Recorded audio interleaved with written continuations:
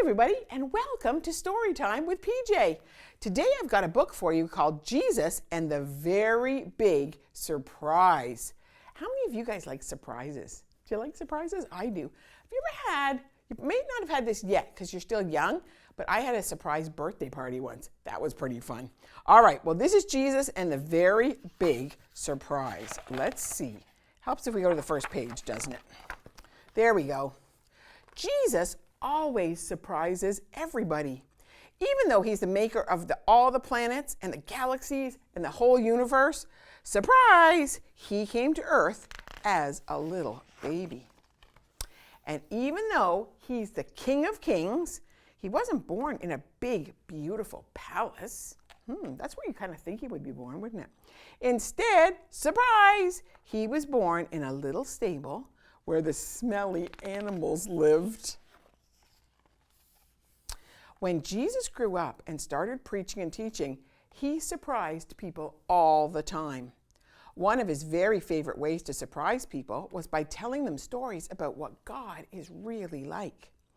Some people thought God was always angry. Can you make an angry face? Some people thought God was a trickster who liked to make bad things happen. And some people thought God didn't care about them at all. That's not the God that we know, is it? Of course, Jesus knew exactly what God was like, so he told a story about God's love in a way that would surprise everybody, even you. The servants who waited, by Jesus of Nazareth. This is Jesus' story. Jesus told a story about servants waiting for their big fancy master to come home from a great big wedding. It was their job to watch and wait, with the candles burning bright. The servants had to be ready for the moment that the master would return. But that isn't easy. When the master's away, the servants keep very busy. There are dishes to wash and animals to feed. There's clothes to clean and pipe organs to polish. And when all that work is done, the servants still need to be ready.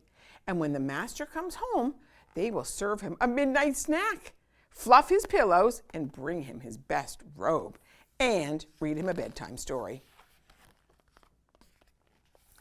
But until then, they have to wait and wait and wait until finally the master returns. But the servants are in for a big what? A big surprise. I wonder what the master did. Why was it such a big surprise?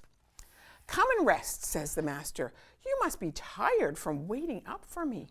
Come and sit down at my table, and I will serve you. I know just what you need.